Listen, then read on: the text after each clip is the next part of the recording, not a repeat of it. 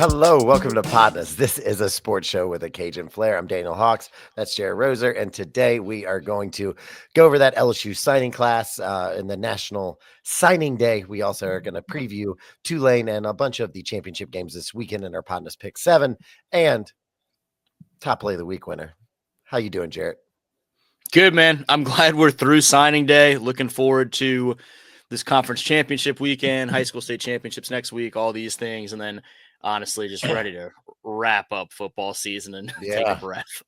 Absolutely. Well, let's talk about that signing day real quick. So, LSU goes through the National Signing Day, which Brian Kelly said was a little bit more like tax season than a signing day. So let's kind of talk about that and just what you saw. Who kind of entered the portal? Did we get anyone from there? And what our kind of class looks like as an LSU. So Wednesday was 23 high school signees. They had 22 that were kind of anticipated and end up with a late flip of a Jacksonville offensive lineman and Solomon Thomas away from Florida State late in the day on Wednesday. And so that was another big get on top of the haul that they were able to hold on to down the stretch. We talked an awful lot after the Bryce Underwood flip that, priority number one for this class in terms of how LSU wanted to finish things in these final couple weeks was hang on to the guys you had. And there were a couple of other flips in the wake of that. The most notable was, I don't remember if it was Monday or Tuesday, but 5-star cornerback Cade Phillips out in Texas ended up getting an offer he couldn't refuse, so to speak, from home state Texas. And so flipped back to the Longhorns, and those two sting. But I think if you can kind of take a step back and look at who is coming to the class and not fixate on, man, it would have been great if we could have gotten this guy and this guy as well. It's a really good group that Brian Kelly and company bring to Baton Rouge. Mentioned Solomon Thomas. They hang on to DJ Pickett, another Florida standout, a 5-star defensive back, cornerback prospect that is viewed as likely the best cornerback in the country at that position, wanted to come to Baton Rouge and work with Corey Raymond. It kind of views himself as an opportunity to follow Patrick Peterson's footsteps from the same area coming through LSU. They hang on to 5-star running back Harlan Berry down there in Metairie at St. Martin's Episcopal. And it was heavy defense, 14 signees on defense, 9 on offense. They got some solid offensive linemen there. And I think it's a group that puts them in the conversation to be competitive if they can find those last couple of spots in terms of immediate plug and play guys through the transfer portal, which opens on Monday officially. Some guys have already kind of announced their plans to enter the portal. And so we'll watch. LSU has 7 guys who have said they plan to leave the program right now via the portal. We'll watch if that number continues to climb another couple spots and then keep an eye on who LSU potentially adds in terms of some of those veteran pieces to this 25 class as well. Of those 7 people that are enter the program, how many of them were key contributors? So the biggest surprise so far in terms of the portal entries is CJ Daniels, who obviously dealt with injury throughout this season, but still, despite that, was 4th on the team in receptions and yardage, and a guy that was viewed as the best blocking receiver on the roster, and a guy that, part of why it's so surprising is literally a week and a half ago, Brian Kelly said all indications were that CJ Daniels would be back. And so that's a little bit alarming to have heard that confidence unprompted from Kelly that CJ would be back, and to now watch him enter the transfer portal. He was a guy that I think, along with Aaron Anderson, who's announced he'll be back, and theoretically a healthy Chris Hilton, which we saw flashes of what that means there in that Oklahoma game. CJ was expected to be a big part of this receiving core in 2025. And so for him to be headed elsewhere stings. And another one kind of note, not someone we saw a ton of in these past couple of years, but I still had kind of maintained hope of how promising of a prospect he was a Catholic High wide receiver from a couple of classes ago in Shelton Sampson Jr. He was a redshirt freshman this year, had played in, I think, 11 games through 2 years in Baton Rouge, played in 3, I think, as a true freshman, was still able to get that red shirt because of the rules now, being able to get some action and still maintain that year. Hadn't had a catch, but was a 6'4", 190 outside wide receiver that we saw some really intriguing flashes of in fall camp, and it was a little bit surprising we didn't see more of him this year, both in terms of getting onto the field and becoming more of a target. He looked like he was about to have his first career catch against Nicholls State, but ended up getting pushed out of bounds on what was a nice jump ball catch. And so you saw in Tiger Stadium what he could be capable of, potentially, if he put it all together and was a little bit more consistent in all areas of the game, but just never really got there. And so he's someone I think is going to be a big contributor elsewhere now, but we never saw it come to fruition in purple and gold. All right. So, is there anyone that is linked to the program, to the LSU program, that may be coming in via the transfer portal now on the flip side of that? Yeah, we'll see how all of that continues to progress. Again, it's not officially open until Monday, but it started different directions. It started to kind of leak out guys who will be entering the portal. And I mean, one that I've already said on a radio spot that I feel pretty comfortable connecting those dots already is Florida defensive back Jakeem Jackson, who is a guy that has a great relationship with Corey Raymond and would be a nice veteran piece to add to the secondary. I think right now we're looking at positions that LSU will be targeting, and Brian Kelly said look for them to potentially pursue 12 veteran pieces through the transfer portal. And when you look at areas that they'll be trying to address, I think probably at least one, if not a couple of guys on each line up front in the trenches to get some more big bodies with some experience there.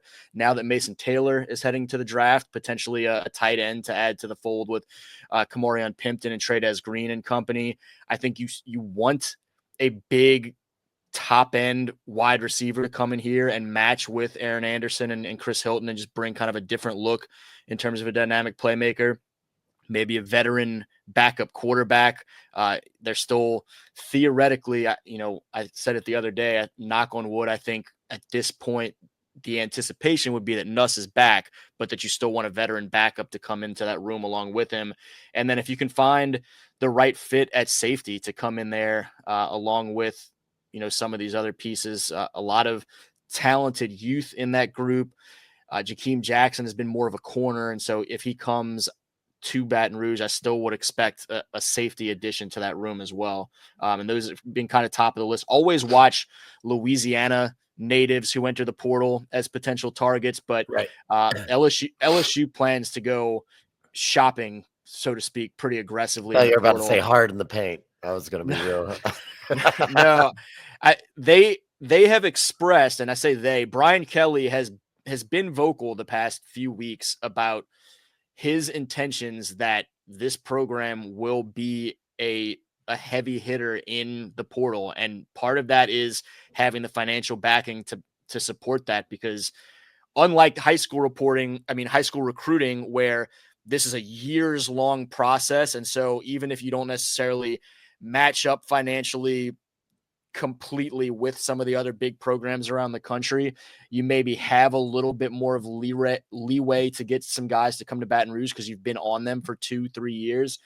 In portal recruiting, it's a month at most, pretty much, and it happens pretty quickly, pretty microwaved. And so guys want to know how much they can make to come there, and how are you going to get them to the next level from there. And so the back half of that conversation, I think, is pretty evident with the track record of LSU putting guys to the league. But that money is going to be a consistent conversation here over the next month. And we'll see if LSU is ready to back up some of the promise that Brian Kelly has expressed multiple times now in the past couple of weeks. And here's the thing, we're going to keep you updated when that happens, because that's just what we do here. So as we move through this very, like Jarrett said, quick and fast moving process, PODnas will keep you updated on everything, LSU, everything. If we get some Tulane transfers or UL transfers, all of that stuff we're going to cover. But let's get into this PODnas Pick 7. First off, we're going to start with Tulane. Tulane is going to play number 24 Army in the American League Championship. That is tonight. We're recording this on Friday, 7 p.m. on ABC. Let's go into this game a little bit. Obviously, Tulane has a major fall last week, and they don't want to have another. I think there was a considerable talk, even in some national media, that Tulane could have been the pick for the playoff spot outside of the Power Four or whatever it is.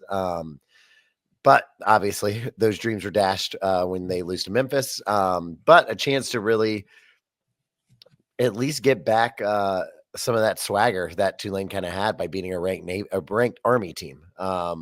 So, what do you think about this game? Who you got? It's tough that it plays out this way. You go from looking like you're potentially going to host the American Conference Championship game and have a shot at the playoffs to now having to be on the road in New York in December against an Army team that likes to run the hell out of the football and has been pretty effective at that on offense, and then slowing down opponents running the football on the other side. And so you're trying to shake back from not only a disappointing game all around against Memphis in a variety of ways, but in terms of matchup, it was a really long night and tough game for Mekhi Hughes, the standout running back for Tulane. And that's something that you want to get back right and not have everything fall on the shoulders of a redshirt freshman quarterback up there in the cold weather on the road in a conference championship game in his first year of actual action. And then on the flip side, you watch Tulane have trouble tackling Memphis's running backs and a lot of yards after contact in that game. And so that's something that obviously needs to get cleaned up heading into this one for the Green Wave. Excuse me, I had a little sneeze. We had to cut for a minute. Jarrett, you were talking about the predictions and what you're feeling for this Tulane Army game.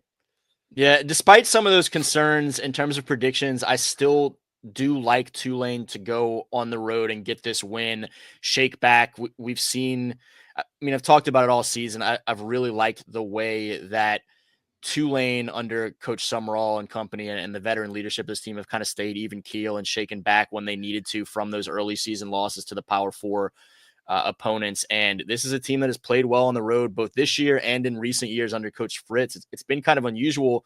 More of their losses have been at home the past few years than on the road. And so they have traveled well in recent history. They've traveled well this year. And I think they go get back right and win a conference championship. I'm picking Tulane as well. They're the coolest uniforms in the game. Also, I don't think Mekhi Hughes has two bad games in a row like that. So I think he's too good of a football player to be slowed down like that again. And I know the Army, it's going to be a tough game, but like you said, in New York in December, this is a time where you need to lean on the run game. It's going to be cold up there. I know it's cold up here in Chicago, and that's further north. So they will have to, and I think they will. And I'm picking that they're going to swap out that 24th ranked spot at the end of this. They'll just bump in the top 25. So with that matchup, we both just talked about it. They've got to run the football. You have to be efficient with your opportunities too. If you get the ball moving, cash it in for 7, because that is a big part of Army's game. Is they're going to try and shorten that game, give you fewer possessions. And Army has only allowed 15 points a game to its opponents all season, and you need to, when those opportunities are there, make the most of them. Absolutely. So we both got Tulane there. Next up is going to be UNLV, number 20, versus Boise State, which is number 10. That is also on Friday. That is 7 p.m. on Fox. I can't. I'm not betting against Ashton Jeanty. Excuse me. I'm not doing it. So we're a running back. It looks like a running back heavy PODnas pick 7 so far, but I'm okay with it. So. The man is ridiculous. I saw yesterday, he has like damn near like almost 1,000 yards more than Derrick Henry's Heisman season, and he has like 2 more touchdowns. Like, and it's ridiculous because also Hunter over in Colorado, what he's doing is spectacular. Like you haven't seen someone play both sides of the ball and play it well since the guy coaching him. So I totally get him being the front runner, but it is absolutely unbelievable what Jeanty is doing. And he's just amazing to watch. I'm excited to watch this game tonight. Maybe throw a little bet down on Jeanty getting over 200 yards rushing. I don't know. Let's see how I feel later, Tonight could have been so much fun for Tulane fans to watch these two games back and forth, Yeah. picture in picture, multi-box, however you want to watch multiple games at a time in 2024. And obviously some of the luster is lost off of that because of that Thanksgiving loss for the Green Wave. And I think at this point, it's okay again to start rooting for Boise State and some chaos from a non-Power 4 conference team. And Ashton Genty and those guys have made it really easy to root for them when it's not through the perspective of get them out of the way for Tulane's sake. And I do think Boise continues on with its strong season. They've had some scares, and UNLV is a team that's certainly capable of giving them yet another. But I'm gonna go ahead with the Broncos to punch their ticket into the college football playoff. Mountain West is in the books. We both got Boise there. Next up is going to be the SWAC Championship, Southern versus Jackson State. That is Saturday, 1 p.m. on ESPN2. Southern pulls out a big win in the Bayou Classic, much to the chagrin of my picking, which I guess not that, but I'm just wrong a bunch, or wrong more than Jared is. I'm not going to do it again. Listen, I know Jackson State already beat Southern once this year, but they already got tape on the loss. They can pinpoint what they did wrong, and I think they're going to do it. And I think Baton Rouge comes home with a championship. Go Jags. I hope so. It's become a rough matchup for the Jags in recent years against Jackson State, including the regular season one that you mentioned just a few weeks back. That was a 33-15 Jackson State victory. It's a toughie. Yeah, because obviously, I mean, you want the Louisiana team to go get back right and win a conference championship, but I mean, F it. It's Louisiana versus all y'all channel. Just go Jags. Yeah. Or what? There you go. Got that right. Second time. It's second time. But all right. Next up, we got a big one. Number 5, Georgia versus number 2, Texas for the SEC championship game. Going to be 3 p.m. on ABC. As always, it's in Atlanta. It's still in Atlanta, right? Yeah, it's still in Atlanta. Yeah. I believe so. Anyway, this game, I kind of think is what, if you're an SEC fan, just overall, and you take out your team, like take out my love for LSU, your love for LSU, that this is maybe the matchup that I think everyone kind of wanted to see around the nation. These are the two teams, outside of maybe save Alabama, that people were picking to win the SEC outright. So both have had scares or some losses that maybe we think that they shouldn't have. But both of them are still stellar teams and stellar programs. And I think both are rightfully considered two of the best teams in the country. That being said, and I really don't like that I'm going to do this. It is, Texas is just, I think Texas is the more complete team. And I think Texas, more importantly, has right now, the better looking skill players.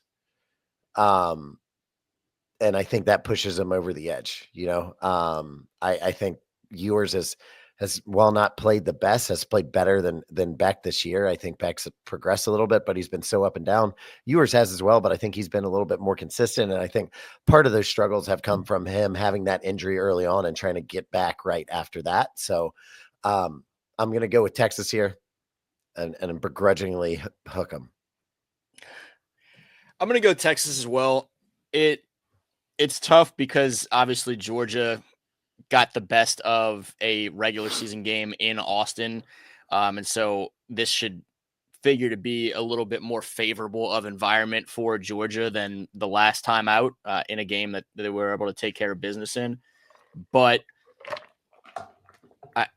I'm just going with Texas, man. After some of their recent runs, I mean, they were a team that I thought was poised to be stronger this year. And despite some of the ups and downs of both, I'm going to stick with that and Sarkisian and some of those guys that have been through those battles. Beck, this will be more favorable circumstances than some of these other road games, but Beck has been iffy outside of Athens still and in some of their bigger games this season. And we watched Georgia take everything to have to escape Georgia Tech a week ago. and Texas is much better than Georgia Tech. So. Yes, absolutely. And that is kind of what is With respect to Georgia Tech, they've been better this year than they have in recent years, but Texas is still one of the top teams in the country. Yeah. Yeah. Remember when we thought Florida State was Whew. Whew. That turned out to be just Florida State was mas terrible, not that Georgia Tech was that much better. Next up, we are going to go to the Sun Belt Championship, where we got another Louisiana team vying for ship. Marshall versus UL Cajuns. It's going to be Saturday, 6:30. You can find that one on ESPN. We are the Cajuns. Screw that. All right. It's not we are Marshall. We're the Cajuns. This offense has not missed a beat since the QB went out. And that's really encouraging to see. Like we've kind of hit on this. And what is the quarterback's name that took over? Chandler Fields. Yeah, he was in the running to possibly be the starter. It was a competition at the beginning of this year, so he is well suited to lead this team, and I think he's shown that. And this UL team is tough. I don't know too much about this Marshall team, but again, it's a Louisiana versus all y'all channel.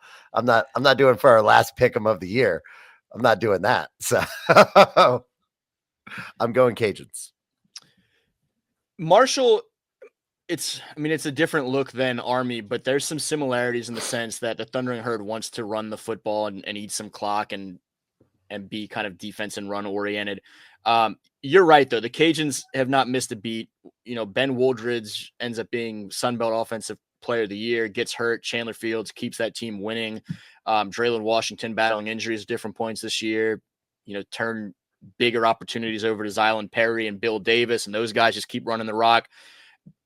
Going through some defensive injuries in recent weeks, and you saw it bite them a little bit in that first half against South Alabama, but since then they've shaken back really impressively well. And so the opportunity to host this thing at Cajun Field, I think, is big for those guys. It's big for the program to be back in the conference championship for the first time in a couple years. And I'll be out there on Saturday, and I'm looking forward to a Cajuns win to head on into bowl season as a conference champ.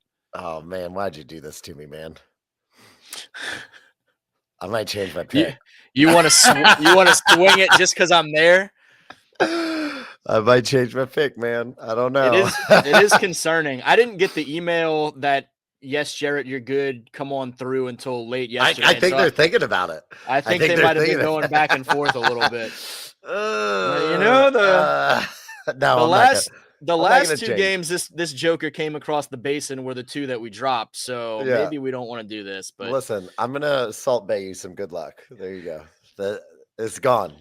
It's gone. I took it. I'll take on, which means I don't know how we've all picked the same stuff so far, but I'm still gonna lose this week. That's what. All right. Next up, Big Ten Championship.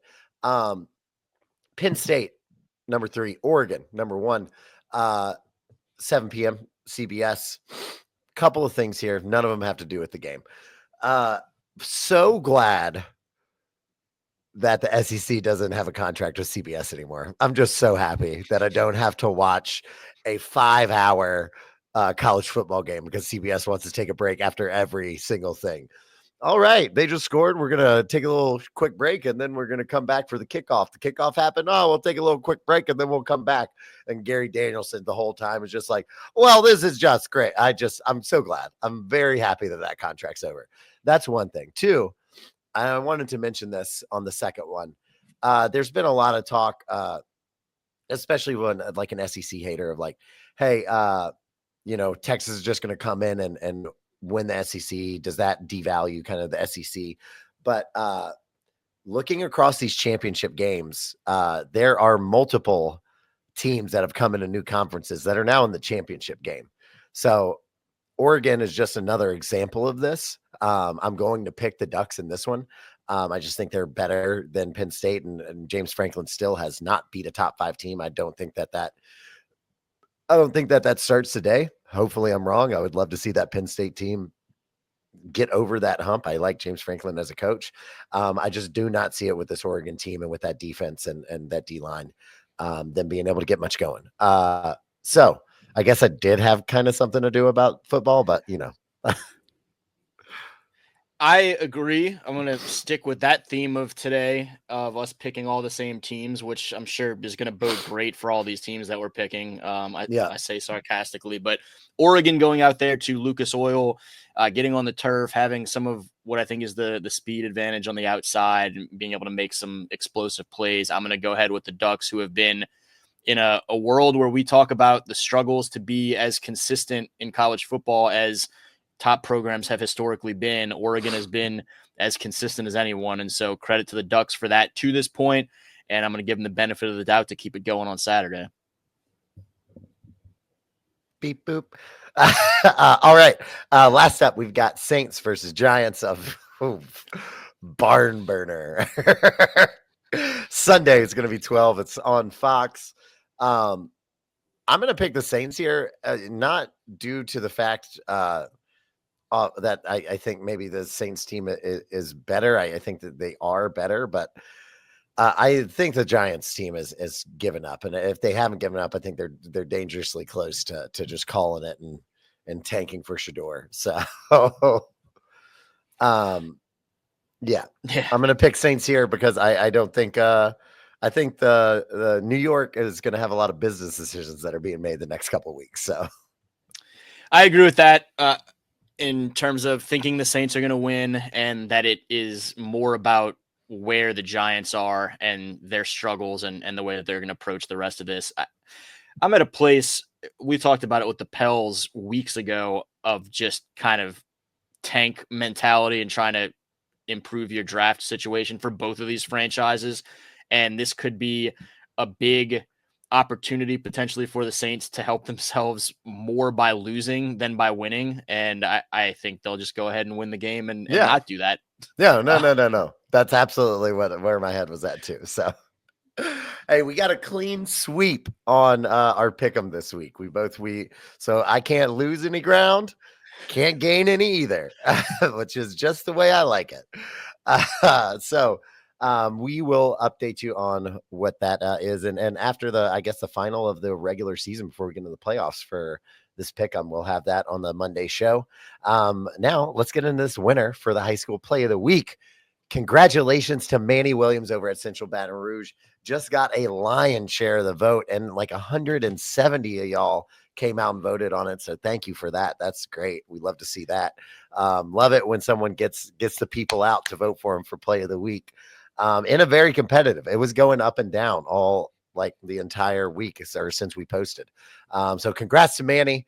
If you would like to send in something for the play of the week, got a couple weeks left. We got semis, and then we got the finals coming up in the next 2 weeks for high school. So send them in over to the Louisiana versus all y'all Twitter, LA versus all y'all, or over at our page at PODnas_LA. Get them in before Monday, and you will have a chance to be on there. I say before Monday because, if you do it afterwards, we can't retroactively put, or like several people have put on there, the fifth option should be XYZ. Well, there isn't a fifth option, and there's not going to be, because Instagram only allows me 4 options to post. So,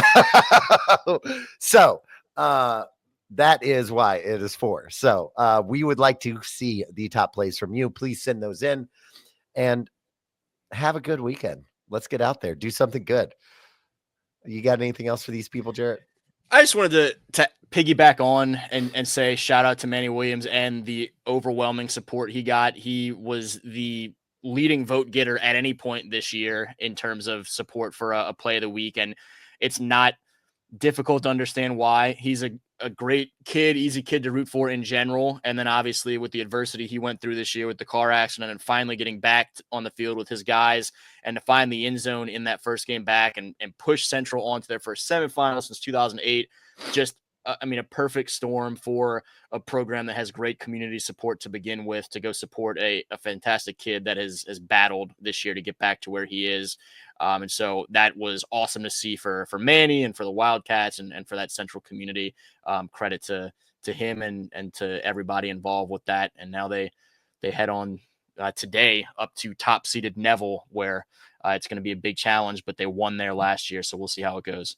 Absolutely. Congrats, Manny. Thank y'all. Please Find us on those socials, PODnas_LA, LA versus all y'all, the Louisiana versus all y'all YouTube page. If you're still with us, please like, share, comment on this video. We'd love to hear from you.